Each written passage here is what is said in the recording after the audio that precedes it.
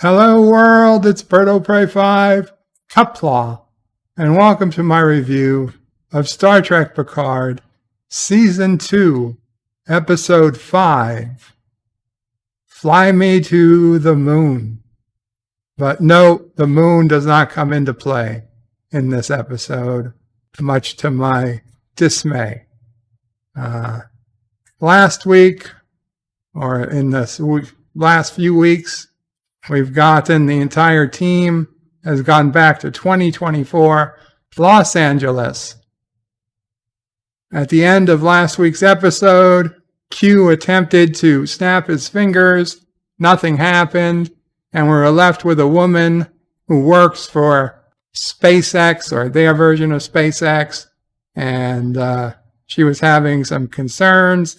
And I strongly suspected we'd turn out that indeed she was an ancestor to Captain Picard, and we get a very early confirmation in this episode that that was absolutely correct.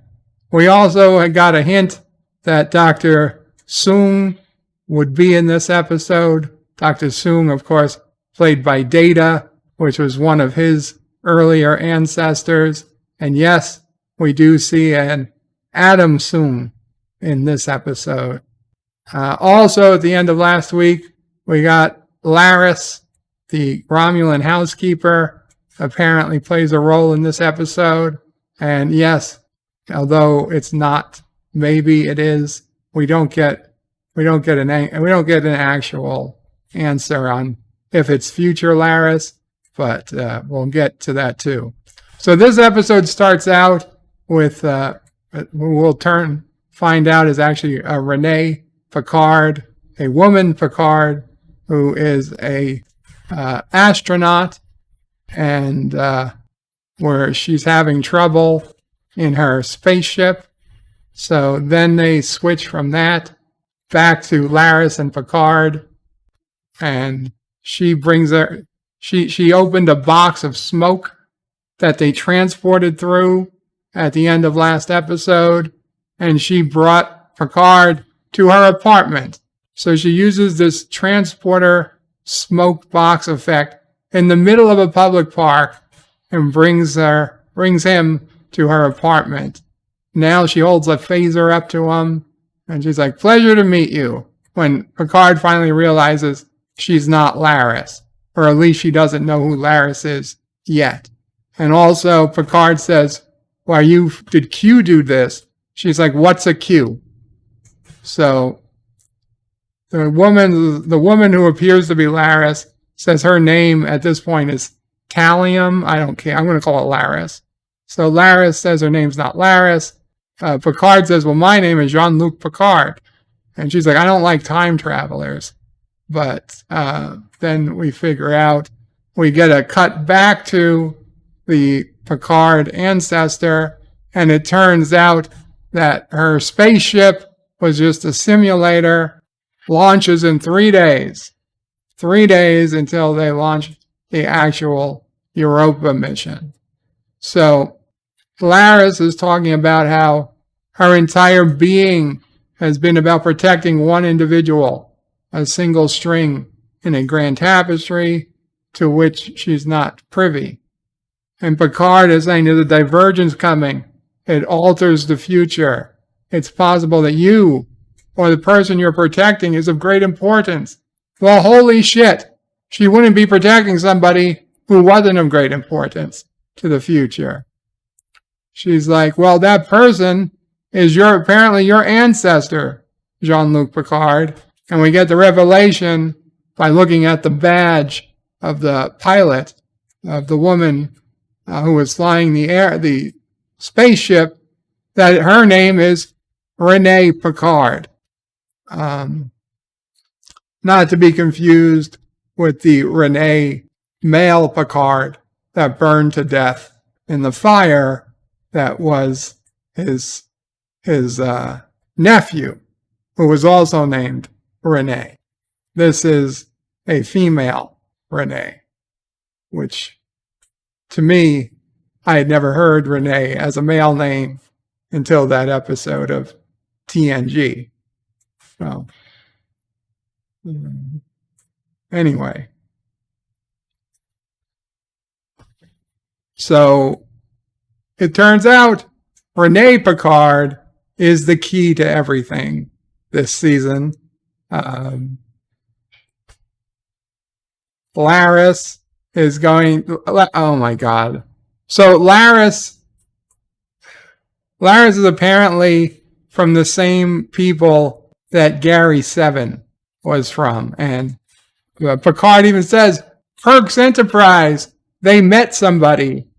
Gary 7. They were from people who claim to be protecting the future. These people, if they're protecting the future and they don't have any idea who Q is, seems like a stretch. It seems like they must really suck at protecting the future if they don't know who Q is. Where were they when Q fucked us all over and prevented life from forming on Earth? That seems like something they should have been protecting if that's what they do. But anyway, so we get the Borg Queen. The Borg Queen was left alone in the ship. Agnes left her alone in the ship after lying to her. And so the Borg Queen is alone, lonely. So she's scanning. Apparently she has enough access to the ship to scan, and she picks up cell phone conversations. So she immediately knows what cell phones are. And despite having enough access to the ship to listen in on cell phone calls, she then tells the ship to intercept local cellular telephone signals. She tells the computer, intercept local cellular tower frequencies. And the computer says, voice not recognized. So then she does it as Jurati, not recognized. Then she does it as Picard, voice not recognized. Then she finally does it as Rios, and the computer recognizes that, which makes no sense because Seven was in control of this ship last.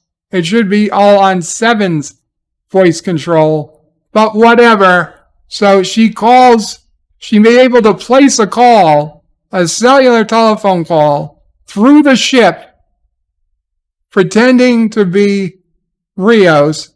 Then once she gets a line, she makes up a fake little girl accent, French accent, in French, calls for a French police station, a French constable, and she says, please, sir, I'm hearing screams from the old Picard vineyard. Send somebody quick. And they do. They're like, okay, ma'am, remain where you are. We're sending an officer right out. Okay, so now we get back to Raffi and Seven. The bus that Rios is on is headed their way.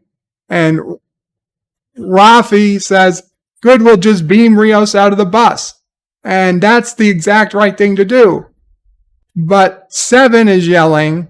She's like, you're angry. You have to fight. He's like, you need a target. You need to fight. And Raffi's like, all you want to do is run away. And Seven, instead of letting Rios beam out of the bus and let them figure out what happened to one mysterious individual, Seven fires some type of EMP from the tricorder, and they disable the entire fucking bus. So now, instead of just letting Rios off the bus, they now let everybody off the bus. The entire, 25 people, every single one of them is going to be let off the bus after Rios and his friend Pedro beat the shit out of the customs ICE enforcement guy. 7 of 9 comes up. Raffi comes up. They let everybody off. They should have stunned them all and let them all stay. Okay? There were 7 actually said that this would do less damage to the timeline. Oh, Elnor shows up, but not Elnor, just the actor who played Elnor, just so Raffi could say, Elnor, you're here. And the kid's like, who the fuck are you? And she's like, oh, I'm sorry. And they let Elnor run up the highway with all the other illegals. How does he have a cell phone? Pedro has a cell phone already. He probably stole it from one of the guards. Anyway, Rios says, Pedro, nice hit, as he, incapacitated the ICE agent, because they're apparently ICE agents are free to hit. You're allowed to hit.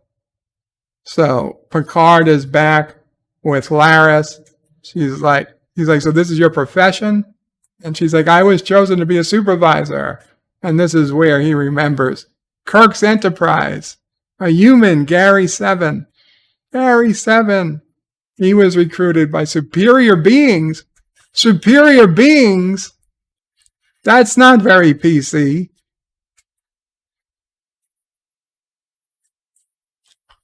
So Picard wants to know about Renee. All our futures depend on her. And how is Q pretending to be... Q is now pretending to be a psychiatrist. He's talking to Renee. Anyway, Laris says, I watch, but I've never seen. That's what I'm all about. Oh, so Renee taught herself to be an expert sailor by age 10. By age 11, she taught herself chess, fluid dynamics, and Cantonese. Then she became the world's youngest test pilot. Those were nail biters.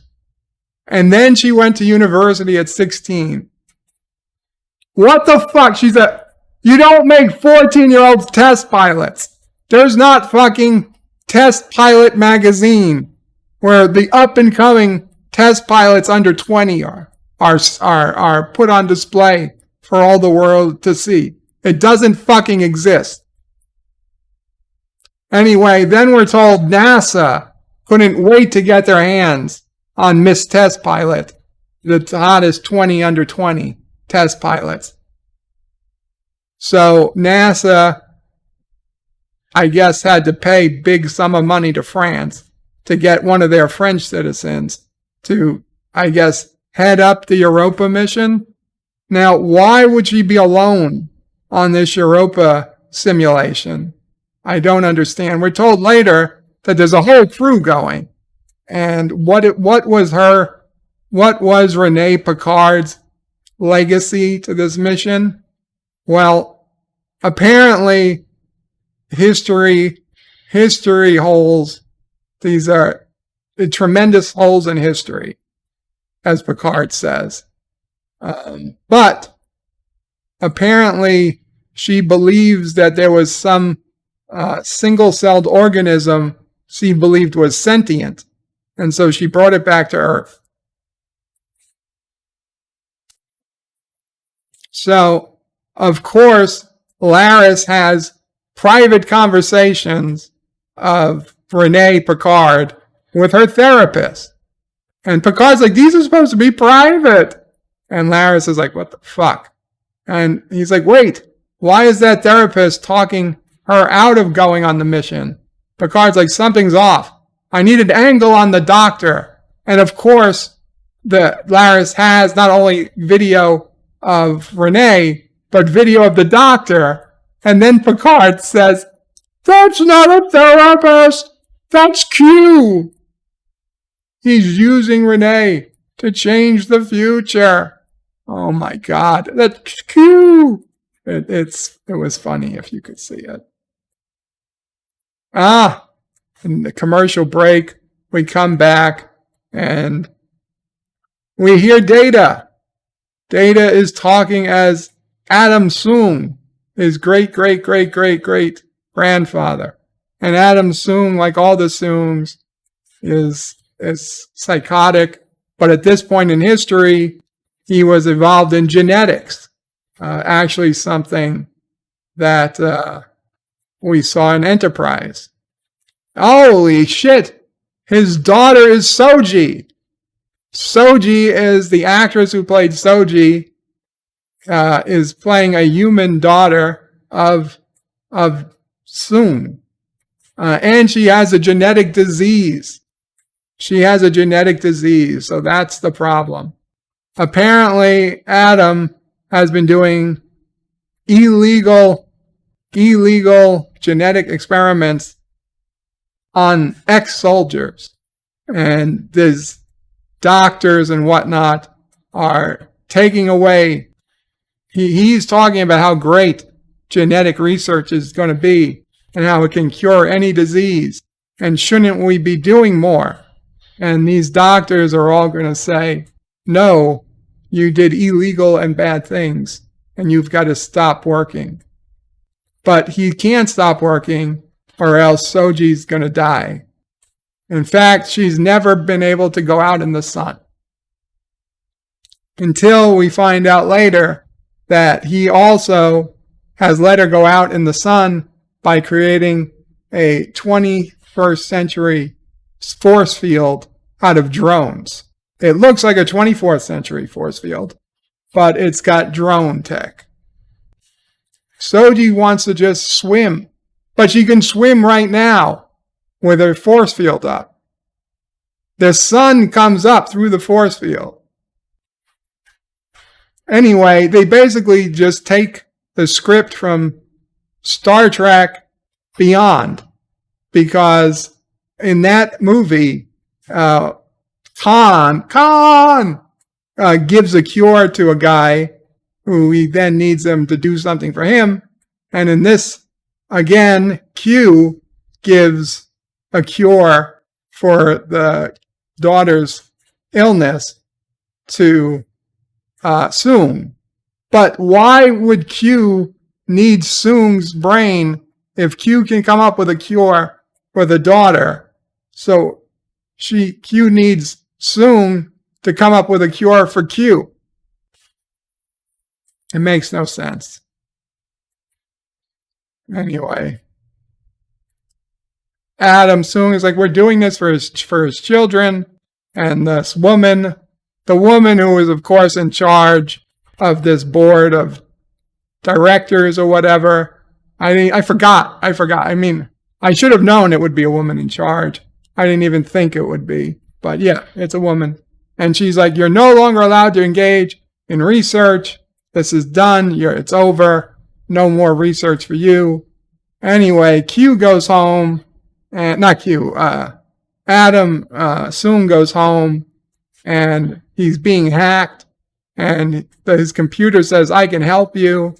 And he's like, check the 3D printer. And the 3D printer, why is it always 3D printers with Picard? The 3D printer just printed a Q and a phone number. And so Soong calls Q. Soong calls Q off camera. The policeman. The policeman has, I guess, come up from Paris or wherever. He's not a country policeman. He's just a city policeman. One guy to respond to the Borg Queen made a phone call earlier and said that there was a woman being attacked. Send the police right away. So one guy comes, calls in, no activity. The house looks abandoned, and he is going to look and see what's going on. Then he says to himself, he hates the countryside. So he's not familiar with the countryside. But I guess he was familiar enough that the Picard vineyard that's been empty since the Nazis, everybody knew what that was. Then he sees the cloaked ship. The ship that's cloaked in the backyard momentarily uncloaks just enough for him to see it. So then he walks right past a sleeping Jurati and goes into this cloaked spaceship alone and without calling for backup. Anyway, he's talking to himself. He's like, this can't be real. And then the Borg Queen using her fake little girl voice. It's like, help me, help me. And he's like, are you alone? And she's like, I can't hear you. I can't see you. She's like, just follow my voice. He walks up steps. He's like, oh, Marcia. She's like, they're coming back soon. Hurry up. I can't see. This guy, he gets more than he imagined when he points his flashlight right at the Borg Queen's face. And just seeing the face of the Borg Queen is enough to make him fall backwards on his ass. And she's like, nicotine addiction, because he's smoking, because of course he is, because he's French. And she sends out one of her tentacles to grab the guy. Now we're back in LA. This episode is a short episode. It's only 40 minutes, and we're jumping every 2 minutes somewhere else. So back in daytime again. I don't know how much time has passed. So Soong and Q are talking at a restaurant. Soong is like, I'm going to leave. He's like, do you have any idea how many crackpots contact me about my work? Everything from basement-dwelling Nazis to rich heiresses who want to clone their effing cats. He didn't say effing. He said the whole word. So Soong is like, don't waste my time. Q is like, oh, I've taken time for granted, and now she's threatening to abandon me. And Soong is like, that's crackpot talk. I'll be leaving now. And he's like, Q is like, in 17 seconds, you're going to take a seat. Because you drove an hour to meet a total stranger. Not for mystery, because you have your father and you're desperate. So he knew he was going to sit down. Why lie? Why lie? Q says 17 seconds, right on the tick. And he says, if you know that much about me, you know I'll kill you if I think you're a threat. He's like, who the hell are you? He's the evolution of stardust. He's the gentle flutter of a butterfly. He is death, destroyer of worlds. None of these bother Soong's too much. But he's also a big fan of Soong's work, a visionary who knows how important Soong is to the future of the planet. So Soong is like, what do you want? He's like, this isn't about what I want. What I want will come later. He knows the daughter doesn't have much time. A geneticist who has incurable disease. Sunlight burns like fire. Air turns to acid. So Soong says nothing is incurable. And Q says nothing is, you don't have the funding to prove it. But I have this. It's a blue liquid. And he hands it over to him. Analyze it. If you like what you see, give me a call. Then maybe you can help me with something I might need. So now Laris says, if Q is all powerful, why not just snap his fingers and make the whole Europa mission disappear? And it's like, or even Renee herself. So Picard doesn't know. Picard doesn't know why. But whatever reason he's doing it, it's robbing her of the destiny Laris was sworn to protect. So they just have to stop her from quitting for the next 15 hours because there's a gala tonight. Once they go to the gala, she goes right into quarantine. Its attendance is mandatory. Meeting donors. So Picard says, we attend the gala. We monitor her state of mind, isolate her, and he says, we should rendezvous with my crew. And he puts the battery back in the communicator. Laris says, you mistake me for somebody who's take orders from you. He's like, you've been protecting her for 24 years. You need to be strategic. We have to help each other. We're stronger together. And I guess Laris accepts that. So now the Borg Queen is waking Agnes somehow. The Borg Queen yells, and Agnes, who's in the house, wakes up. She's like, I don't want to start without you. So she still has some way to hear the Borg Queen. Agnes takes a rifle that's on the wall of this abandoned chateau. She doesn't put bullets in it. She just takes it off the wall because, of course, it's loaded and, of course, it's going to work. So she finds the Borg Queen holding the police officer in her tentacle. Looks like a fucking octopus. She's like, the Borg Queen says she could take the policeman's body, but she'd rather have Jurati's body. Jurati doesn't want to be alone, so isn't it better if they join anyway? He's like, that's your fate. In every timeline you wind up alone, Dr. Jurati. In every timeline you're alone. Imagine being loved completely by what? Borg?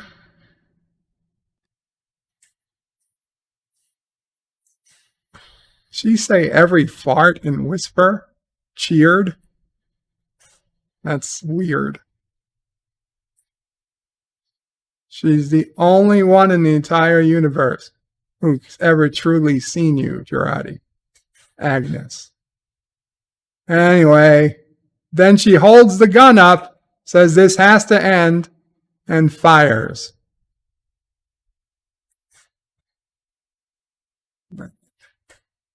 The Borg Queen says, have it your way, I'm getting out of here, but not with you. With him, Agnes fires, end of scene. We have data. Dr. Soong checking the blue liquid, and his computer, of course, magically says, stable, 100% effective. And Soong is like, how did he do this? And Soji, whose name is Soong, Soong is looking at the liquid, and they take her outside under the force fields held in places by flying drones. It's sunny, and if there's no proof that it's sunny, Soong himself is wearing sunglasses. He's injected himself. It's harmless. She's like, Dad, I trust you. I trust you, Dad. You can inject me with anything you want. Actually, I'm going to inject myself.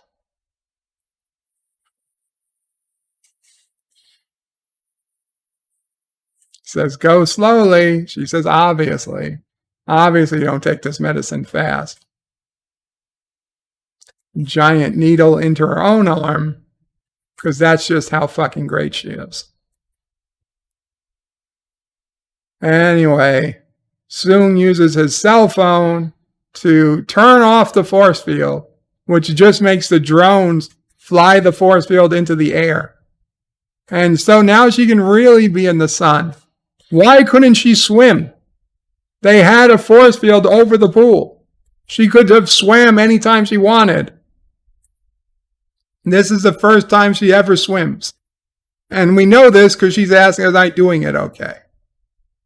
She's loving, she hugged her dad, and for the very first time, she's jumped in the pool, and she's swimming. She's like, am I doing right? Yeah, you schmuck. You could have been swimming your entire fucking life. There was force fields, apparently, that blocked the sun. Not all the sun, mind you. Just enough for the sun. Oh, he's still got his sunglasses on. So, holy shit. Was my mother a good swimmer? And it's like she asked a question that he was not prepared for. They've never spoken of her mother? Because that was my question too.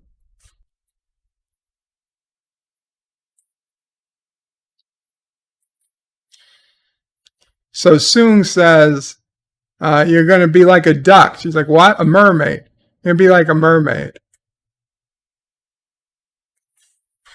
So Soji is like, shouldn't we be analyzing everything that went into this? And Soong is like, no, let's just take the win for once. And she's like, that's not you. You're not like that. Anyway, Corey is now, the sun is fucked up. Apparently it wasn't a cure. It was just like 15 minutes of fun. And she's burning up. She looks miserable. She looks like she's dead. She's not, of course. But they have to bring the drones right back. Anyway, Jurati is awake now, and she beams Rios and Raffi and Seven back onto the La Serena. And she's like, I think I just killed our only way home. So the Borg Queen is dead, and the police officer is on the bio bed, and Jurati says, I fixed up most of his internal organs. And she's like, most? Says Raffi. And Jurati says, well, his spleen is in a box. Oh. Agnes says, yeah, she just took a gunshot to the cerebellum, and the Borg Queen was as vulnerable as all of us. Oh, and Jurati also gave the guy something to erase the memory, but they have to get him to his car. So this police officer has been away for God knows how many hours. Nobody's come check on him. They haven't sent a second police officer. So Picard and Laris beam onto the ship, but the upper level, and she's like, tell me about this crew of yours. And Picard's like, we've been through hell and high water together. They're the best crew ever. And of course, as they beam in, they see Rios and Raffi dragging the police officer out of the ship. And she's like, is that them carrying a dead cop? He's like, no, I'm sure that he's not dead. There's got to be an explanation for it. Q and Soong are talking, and she's like, how much to get? What do I need to do to get the cure? And he's like, I got the cure. I have what she needs. Now I need what I need. He's like, we're all hostages to the things we love. So unless you don't love anything. So Q is saying he discovered he had certain limitations. He wants him to remove an obstacle from us. Does the name Picard mean anything to you? And to Soong, probably not. He looks down. He can't think of anything. So Raffi and Picard, they're saying, I know it's complicated, but are you going to talk about how this woman looks exactly like Laris? And Picard's like, not now. Not now. Now we've got more video of Q playing the psychiatrist. And Seven is saying, what's Picard game here? And Picard is saying, there's a real danger of Renee backing out, and he thinks what they experienced was what happens if Renee doesn't go on this mission. So Rios says, so this great aunt of yours is single-handedly the reason for Earth becoming a xenophobic, totalitarian regime? He's like, how? Picard says the century leading up to first contact was rife with chaos. Yet they seem to have all the fucking data they ever need.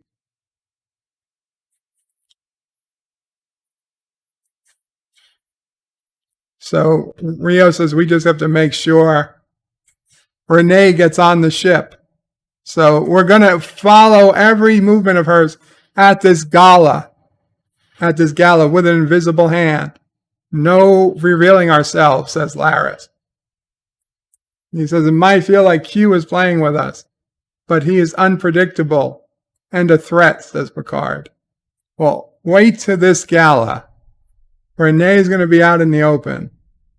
There's another problem, says Laris. We weren't invited.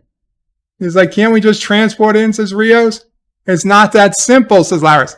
It's a maximum security function. What the hell does that even mean? Everybody on this list, everybody at this gala is, okay, they have to show ID to get in. That's fine. But the system is air gap, can't be hacked, and there's constant video surveillance. So even if you snuck in, these computers constantly scanning everyone's faces. This has got more security to go to this gala than the, most secure casinos in Las Vegas. This is ridiculous. There is no company that operates at this ridiculousness. So Jurati's got to go in because she also took classes on ancient hacking. Ancient hacking. Oh, so they get to the gala, and of course, Fly Me to the Moon is playing. No vocals, just the music. That's why this episode is named Fly Me to the Moon. So Jurati's got to show another form of ID, and within a minute of being in the gala, just as planned, the security cameras realize that she's not supposed to be there. She's picked up and brought to security. We got a picture of Renee, who's alone. Of course she is, because of course, is watching a Saturn V take off, because that's what would happen. The most esteemed guest of the party would be left alone the whole night. Nobody's going to go up to her. Nobody's going to try to talk to her. That's how these galas work. Not like she'd be being passed around to say hi to all the donors.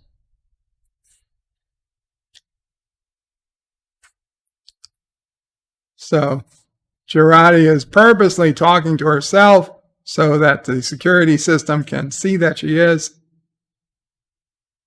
Although we're supposed to not know this yet. We've got people watching the cameras. She thinks there's a party crasher, so she tells security to come over. Guy takes away a whole bottle of wine or champagne she took. We got the band playing. Now we have Jurati double cuffed to a chair. It's like, why is she cuffed? Because she's a trespasser. The woman there is like, well, she's probably from Newport Beach. We're going to get sued. And Jurati, it worked. I'm right where we need to be, inside the room where all the security is. And this is where she has to do her thing. And she has a flashback to her killing the Borg Queen. And we find out that after she shot the Borg Queen, she ran up to the Borg Queen. And the Borg Queen, before she died, she sent her tubulas into Jurati's neck and basically transferred herself into Jurati's body. So Jurati is the Borg Queen. At this point forward, Jurati is the Borg Queen. In fact, she's been the Borg Queen since all this happened. The Borg Queen is like, you need me to get home. You need me, so you're fucked. Yeah, there she goes. It's like, how will you survive without me? And then she sneaks those tubulas in, right into her neck. Nobody noticed the holes before. She kept her hair down. The Borg Queen says, captured on purpose. Clever little plan. That's it. End of episode.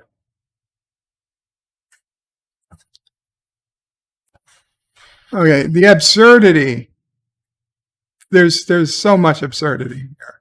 First absurdity is that Soong could do anything for Q. Q can do anything.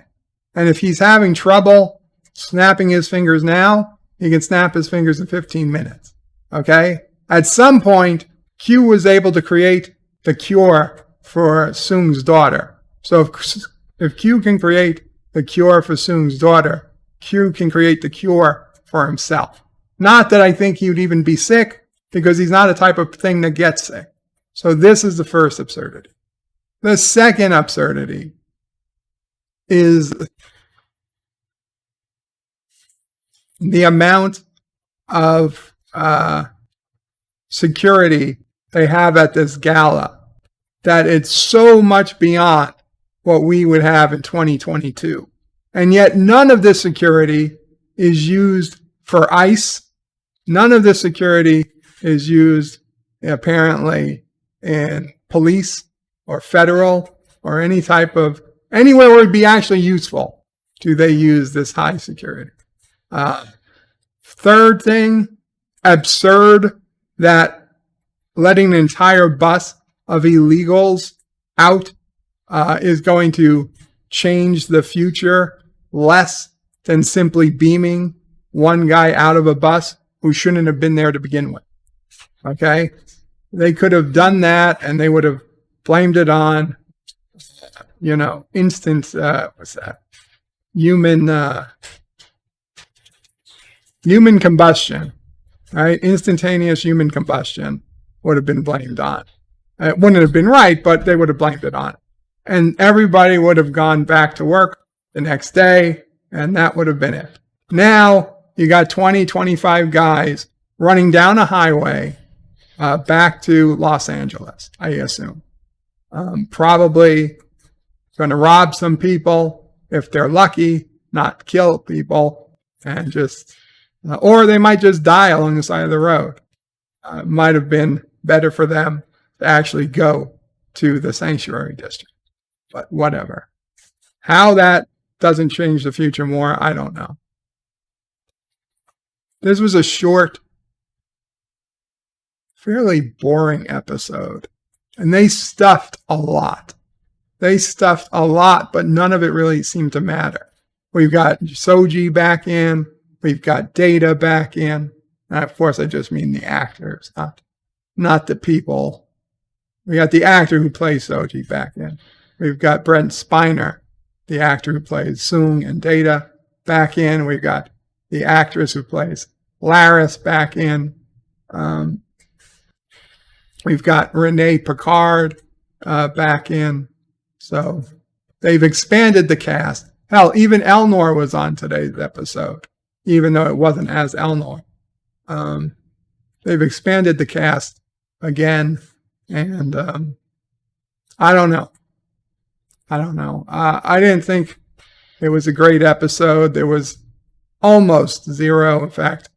Other than the Gary 7 reference, offhand, I really can't think of any real member berries. Picard says Kirk's Enterprise, Gary 7. That's it. I can't think of any other member berries in this episode. Maybe that's a good thing, but I would have liked them to even that out over the course of the season. You don't need 2 episodes where every line is a member berry and then go 2 episodes with few to none. That's not right. But I don't know. 2 out of 10, 3 out of 10, 3. Let's be nice. We'll go 3 out of 10 for Fly Me to the Moon. Although I feel like I should take away a point for not involving the actual moon. 2.5. 2.5 out of 10 for Fly Me to the Moon. And hopefully we'll have something more interesting next week.